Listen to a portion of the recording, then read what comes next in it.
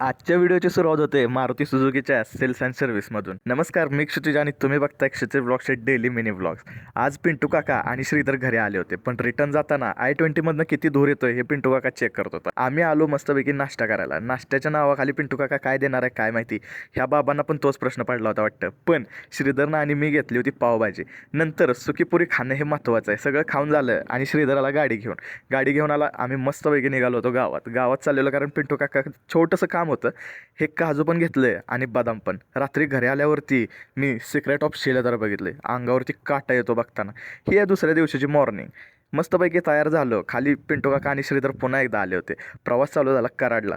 आणि आम्ही फक्त तिघंच नव्हतो, तर गाडीत आम्ही 6 जण होतो. हे ट्रेनचं फुटेज कसं वाटतं हे तुम्ही सांगा. आम्ही तिघंजण येऊन पोचलो कराडमध्ये एका गॅरेजमध्ये, कारण श्रीधरचं काम होतं. फॅमिली काय तुम्हाला दाखवली नाही, कारण तुम्ही नेहमी बघतच आलाय. आणि हा आमचा आहे रिटर्नचा प्रवास. सो नेक्स्ट व्लॉगमध्ये लवकरच भेटू.